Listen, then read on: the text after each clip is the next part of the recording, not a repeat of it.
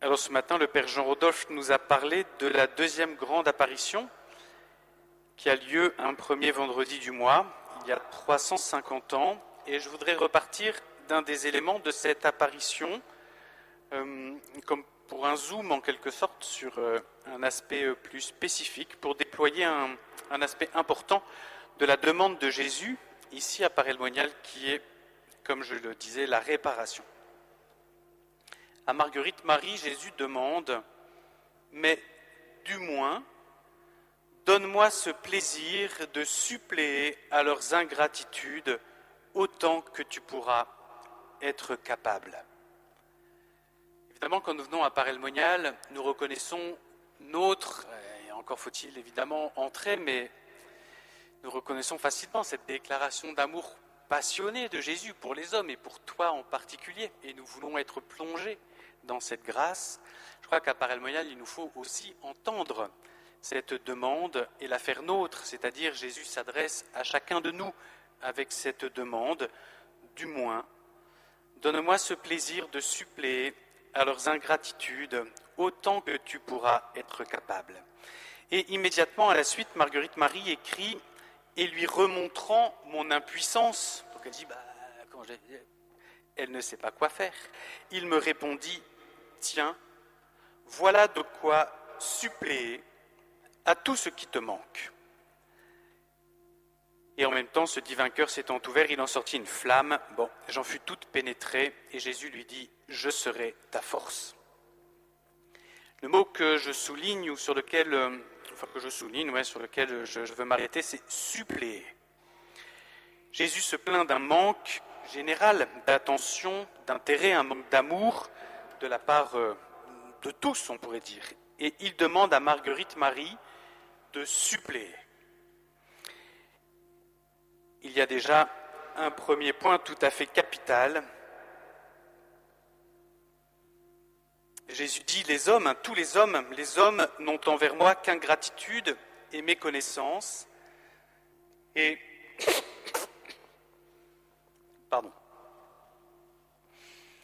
la solution qu'il préconise n'est pas d'entreprendre tous les hommes, de mettre en place une vaste campagne d'information ou de conversion. Il ne dit pas que ce qu'il faudrait, c'est sortir du mondialisme ou bien de l'ultralibéralisme, de la franc-maçonnerie ou que sais-je. Il ne dit pas le problème c'est les évêques, les prêtres ou le pape. Il dit, c'est ainsi que l'oreille populaire l'entend et le traduit, il dit, toi, du moins, aime-moi. Toi, du moins, aime-moi.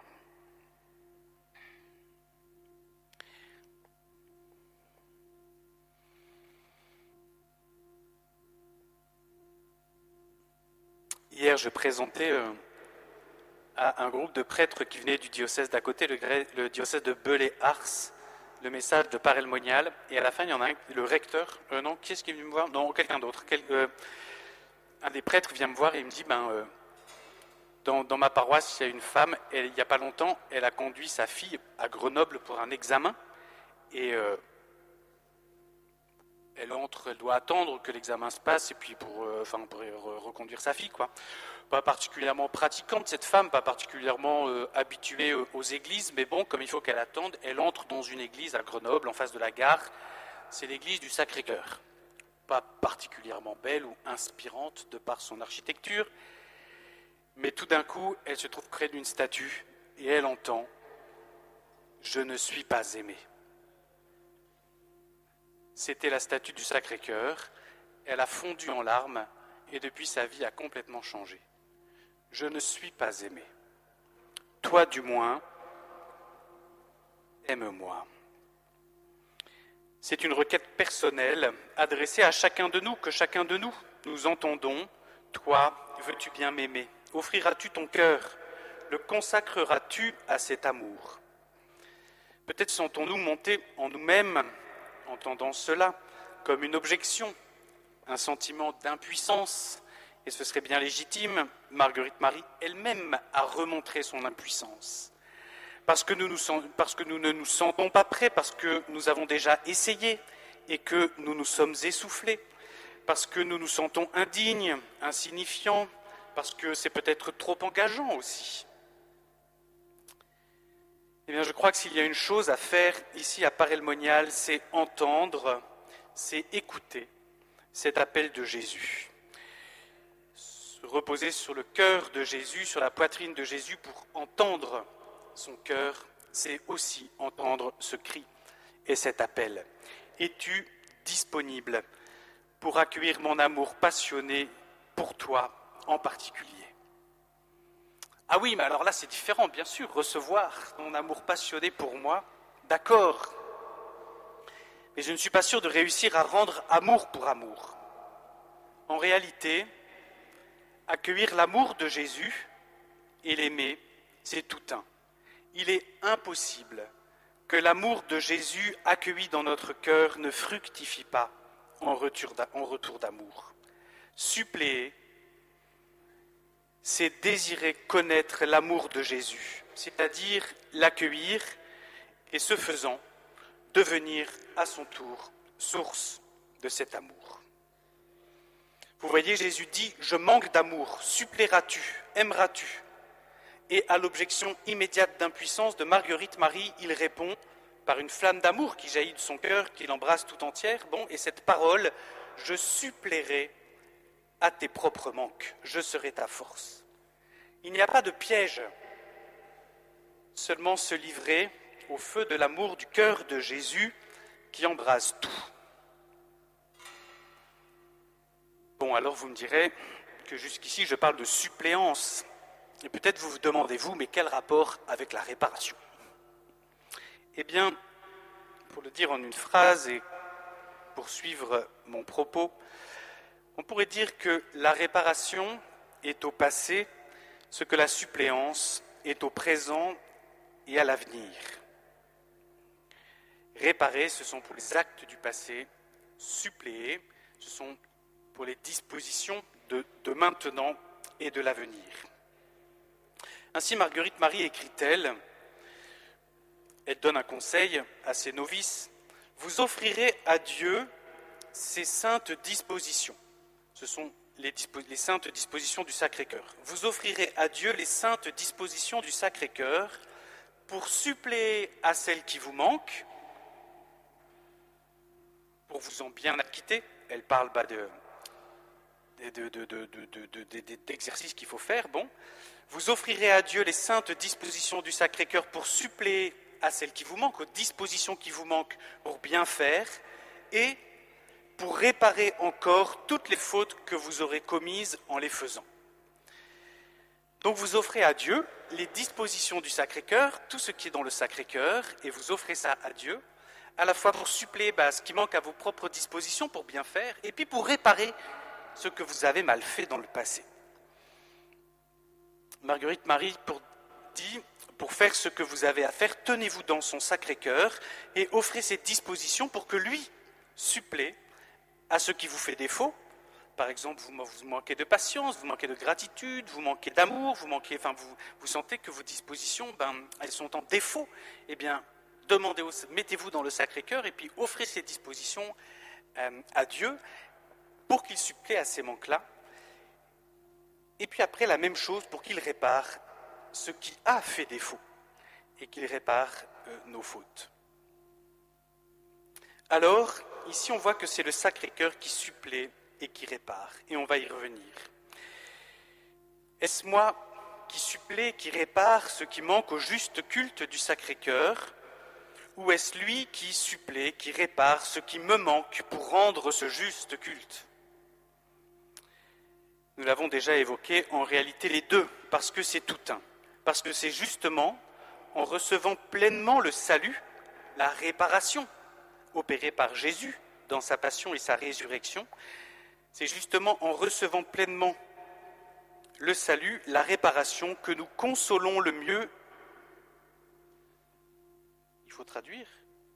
Non, à cause de l'écho. Allez moins vite. Ouais, mais si je veux tout dire, ma pauvre... Alors, vous voyez la question, hein. Est-ce que c'est moi qui supplée, est-ce que c'est moi qui répare ce qui manque au juste culte du Sacré-Cœur, puisque le Sacré-Cœur se plaint qu'il n'est pas suffisamment aimé, particulièrement dans le sacrement d'amour? Ou est-ce que c'est lui qui supplée et qui répare ce qui me manque pour rendre ce juste culte? Eh bien, les deux ne font qu'un, puisque c'est en recevant pleinement le salut, la réparation, que nous consolons le mieux notre Sauveur, et donc réparons le refus du salut qui l'offense le plus. Mais avant d'en revenir là, je vous propose d'autres considérations importantes. Tout d'abord, comme on l'entend dans cette parole de Sainte Marguerite Marie que j'ai lue, qui parle de suppléer et de réparer, la réparation est quelque chose de très habituel, de très quotidien. Marguerite Marie disait,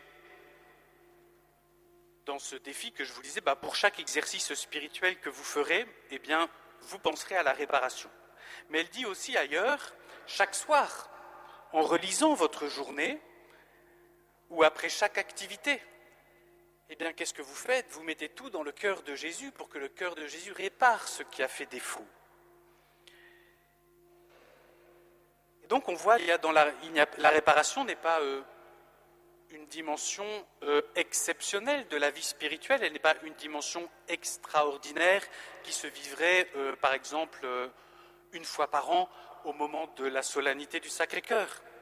La réparation est quelque chose qui imprime toute notre vie chrétienne. Mais évidemment, une fois qu'on a dit ça, est-ce qu'on n'aplatit pas les choses? Parce qu'alors, quelle différence il y a avec le petit rituel, merci, pardon, s'il te plaît, que peut-être certains d'entre nous essaient de vivre chaque soir, ou un peu sous la même forme, la prière d'alliance de la famille ignatienne, ou simplement le traditionnel examen de conscience. Eh bien, c'est une bonne question qui nous permet d'avancer encore un peu et de spécifier ce qu'est la réparation. Et il me semble que Sainte Marguerite Marie nous enseigne ici à Paray-le-Monial que la spécificité de la réparation est de nous tourner résolument vers Jésus. On pourrait dire peut-être que c'est manquer de nuances et séparer de manière trop grossière les choses, mais c'est une manière aussi d'être pédagogique. Dans l'examen de conscience, le point focal est ce que j'ai fait ou que je n'ai pas fait pour le corriger. L'examen de conscience, il est relatif au péché. On essaie de relire sa journée puis de voir ce qui a manqué ou ce qui a été objectivement mauvais pour le corriger. Dans la réparation, le point focal est Jésus. Jésus qui a été offensé, qui a été peiné, Jésus qui a souffert, parce que le monde, et ma vie en particulier, n'a pas été à la hauteur du don de son salut, pourtant absolument suffisant pour faire de ma vie, du monde, un pur reflet de sa gloire. Il est intéressant, par exemple, de constater que dans son autobiographie, quand Marguerite Marie évoque la réparation, celle-ci relève d'un trop, un excès. Une manière, c'est moi qui glose, là, elle n'écrit pas comme ça, mais ah non, là c'est trop, on ne peut quand même pas faire ça à Jésus, ça va trop loin. La première fois, elle repense au carnaval. Le carnaval, alors, je ne sais pas comment, on n'a pas de vidéo de l'époque, mais apparemment c'était quand même vraiment 3 jours de débauche et de grands excès d'immoralité, où vraiment c'était... On se lâche, mais sans qu'il n'y ait plus aucune règle. Et certainement, y avait-il aussi des moqueries, des contrefaçons, enfin des manières de moquer le sacré. Et elle écrit « J'aurais voulu me mettre en pièces pour réparer les outrages que les pécheurs faisaient à sa divine majesté. » J'aurais voulu me mettre en pièces pour réparer. Déjà avant d'écrire ça, elle parlait de faire des choses pour Jésus. Mais là, c'est comme si, là, c'est trop. Elle repense au carnaval, elle se dit, non mais là, ce qu'on te fait, Jésus, c'est trop. Son cœur est brisé de compassion. Son cœur est brisé de compassion. Je vous lis un autre extrait de Sainte Marguerite Marie qui illustre cela. Une fois, c'est Marguerite Marie donc qui écrit, elle parle d'elle. Me préparant pour la Sainte Communion, j'entendis une voix qui me dit, c'est Jésus, regarde ma fille, le mauvais traitement que je reçois de cette âme qui vient de me recevoir. Elle a renouvelé toutes les douleurs de ma passion. Me jetant à ses pieds, saisi de crainte et de douleur, pour les arroser de mes larmes que je ne pouvais retenir, lui disant « Mon Seigneur et mon Dieu, si ma vie est utile pour réparer ces injures, quoique celle que vous me recevez dans la mienne soit 1000 fois plus grande, néanmoins, me voilà votre esclave, faites de moi tout ce qu'il vous plaira. » On voit le ressort de ce désir de réparer.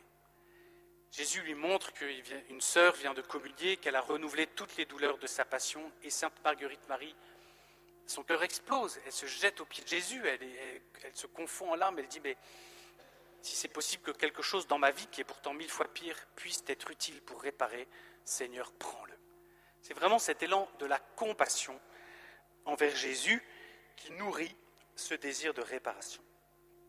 La deuxième fois que Sainte Marguerite Marie en parle, dans sa vie par elle-même, elle explique qu'elle a trop mal réagi à une situation et elle comprend qu'à cause de ce trop, Jésus lui demande de réparer. Autant d'habitude, c'est une réaction qui lui est habituelle dans certaines situations, mais là vraiment, c'est excessif. Et donc elle sent ce besoin de réparer à cause de cet excès. L'épisode s'achève dans une discussion sur la folie de l'amour. Jésus traite Marguerite Marie de folle, parce que ce qu'elle voulait faire pour réparer, Jésus le qualifie de fou. Tu es folle. Ce sont les propres mots de Jésus qui lui dit. Bon. Mais Marguerite Marie ne se démonte pas. Et elle rétorque à Jésus, « Mais vous, mon Seigneur, que n'avez-vous pas fait pour gagner le cœur des hommes ? Et cependant, ils vous le refusent et vous en chassent bien souvent. » D'une certaine manière, elle lui dit, mais c'est toi qui es fou. C'est toi qui es mort sur la croix, et non seulement cet acte est un acte de pure folie, mais en plus, regarde ce que ça porte comme fruit.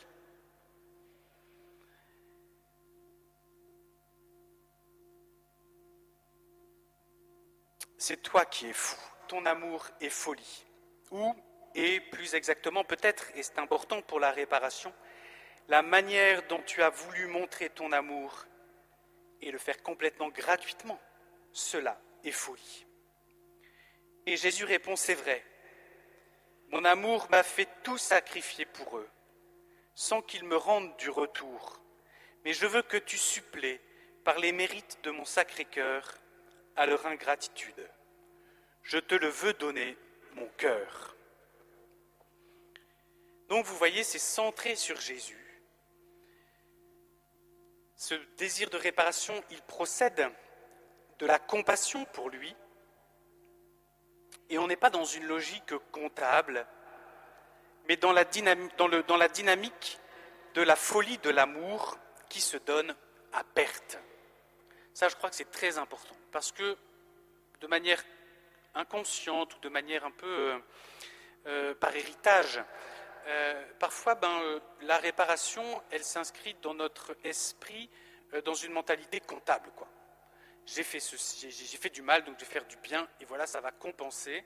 Et puis on imagine un petit peu Saint-Pierre à la porte du paradis dans un grand tableau avec des plus et des moins.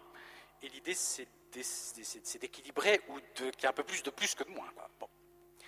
Et on n'est pas du tout dans cette logique-là. Hein, quand Marguerite Marie en parle dans sa vie par elle-même, c'est vraiment dans cette dynamique de la folie de l'amour. Vouloir réparer et entrer dans la réparation, c'est entrer dans ce mystère de la folie de l'amour de Jésus et vouloir d'une certaine manière être fou avec lui qui est fou, quoi. En tout cas, ce n'est pas tenir des comptes. Je crois qu'une belle illustration évangélique, et certainement vous parlera-t-elle, et peut-être mieux que mes propos, c'est l'onction de Béthanie. le lundi saint, dans la maison de Lazare, Marie répand le nard précieux. Et Judas compte. On aurait pu vendre ce nard précieux, en tirer un bon prix, donner aux pauvres. Et Jésus dit ce qu'elle a fait. Partout où mon évangile sera proclamé, on le dira. Elle m'a consolé. Elle a réparé. C'est trop ce qui s'y passe. Il y a de l'excès. Il y a quelque chose qui qui choque. D'ailleurs, le bon sens. Mais Jésus dit, laissez-la faire. C'est tellement réparateur. Ce ne sont pas les mots de l'évangile, hein. C'est ma traduction. Laissez-la faire. C'est tellement réparateur. Alors une autre note qui colore la réparation, c'est l'amitié. L'amitié. Réparer, à parer le monial, c'est particulièrement mettre un baume sur la blessure de l'ami trahi. Dans la grande apparition de 1675, quand Jésus demande l'institution de cette fête réparatrice du Sacré-Cœur que nous célébrons aujourd'hui, il dit « C'est pour réparer les indignités que son Sacré-Cœur a reçues pendant le temps qu'il a été exposé sur les autels. Mais ce qui m'est encore le plus sensible, c'est que ce sont des cœurs qui me sont consacrés qui en eussent ainsi. Des cœurs consacrés. Ceux à qui Jésus se donne tout entier en son corps et son sang dans l'Eucharistie. Ceux à qui, suite à cela, il dit « Je ne vous appelle plus serviteur », car le serviteur ne sait pas, il ignore, il méconnaît ce que fait son maître. Mais vous, je vous ai livré les secrets de mon cœur, je vous ai tout dit, je vous ai tout donné. Je vous appelle mes amis, car je vous ai tout fait connaître, je vous ai choisi, établi, pour que vous portiez du fruit, pour que vous portiez mon fruit, un fruit embrasé de l'incendie qui consume mon cœur d'amour. Ce grand discours qui suit la scène que Jésus prononce, il a célébré justement après la scène, où il a donné son propre corps en nourriture, son propre sang en boisson, pour notre vie et notre communion d'amour. Et ce don a produit deux effets contraires. Quand Judas reçoit la bouchée, aussitôt, il sort dans la nuit pour livrer son ami à la mort contre quelques pièces d'argent. Et, disons parallèlement à cela, Jean repose sur le cœur de Jésus, sur la poitrine de Jésus, recevant le nom de disciple bien-aimé et consolant le cœur de l'ami trahi. Dans la première grande apparition de 1673, en la fête de Saint-Jean, quand Marguerite Marie reçoit pour la première fois les secrets du cœur de Jésus, elle repose de nombreuses heures sur le cœur de Jésus comme Saint Jean, et Jésus lui dit « Je ne t'appelle plus esclave, serviteur, je te nomme la disciple bien-aimée de mon Sacré-Cœur. »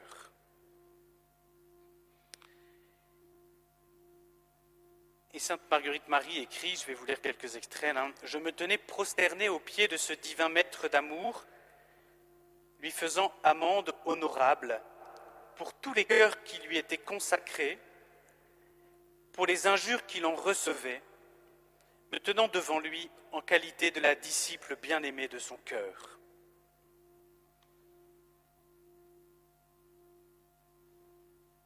D'un côté, les consacrés qui font injure à son cœur, de l'autre côté, pour réparer, pour se tenir en pendant de cela, Sainte Marguerite Marie qui dit « Je me tiens en disciple bien-aimé ». Notre Seigneur me présenta un jour 5 cœurs qui s'étaient séparés du sien et qui se privaient volontairement de son amour, me disant « Charge-toi de ce fardeau et participe aux amertumes de mon cœur.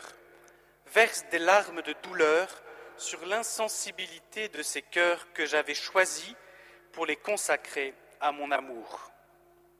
Ce sont des cœurs que j'avais choisis. Je voulais les consacrer à mon amour. Ces 5 cœurs dont Jésus parle là, ce sont 5 religieuses de la communauté de la Visitation où habite Sainte Marguerite Marie. Ils se privent volontairement de mon amour. Il faut entendre cela, vous voyez, parce que c'est nous qui sommes concernés. Nous sommes ceux qui ont été choisis, ceux qui ont été établis. Nous sommes les amis de Jésus. Et nous sommes, je suis, et nous sommes ceux qui le trahissent. Et Jésus, à part le monial, sa plainte, c'est ce point-là. Ceux à qui j'ai le plus donné, ceux à qui je me suis livré, mon intimité, mon cœur, enfin mes secrets. Et ils se privent volontairement de mon amour.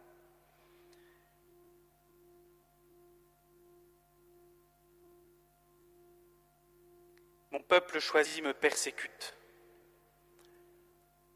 Me découvrant son cœur amoureux tout déchiré et transpercé de coups, Jésus lui dit « Voilà les blessures que je reçois de mon peuple choisi. Les autres se contentent de frapper sur mon corps, et ceux-ci attaquent mon cœur, qui n'a jamais cessé de les aimer. Mais mon amour cédera enfin à ma juste colère pour les châtier, ces orgueilleux attachés à la terre, qui me méprisent et n'affectionnent que ce qui m'est contraire, me quittant pour les créatures, fuyant l'humilité pour ne chercher que l'estime d'eux-mêmes, et leur cœur étant vide de charité, il ne leur reste plus que le nom de religieux. » Jésus exprime d'une autre manière, vous voyez, mais c'est toujours les mêmes harmoniques, comment son peuple, il dit, les autres, ils frappent mon corps, mais ceux que j'ai choisis pour les consacrer dans mon amour, ceux auxquels je me donne dans l'Eucharistie, ceux qui connaissent mon amour, pas ceux-là, quand ils choisissent les choses de la terre, quand finalement ils m'abandonnent pour les plaisirs qui passent, quand mon amour finalement, mon amour brûlant ne les intéresse plus, mais c'est au cœur qu'il me frappe.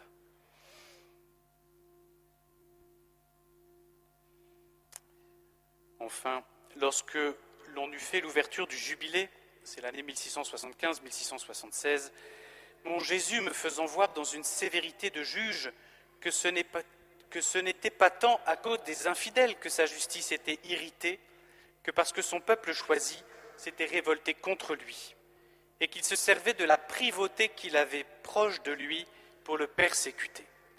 C'est parce qu'il est plus proche qu'il peut lui faire plus de mal.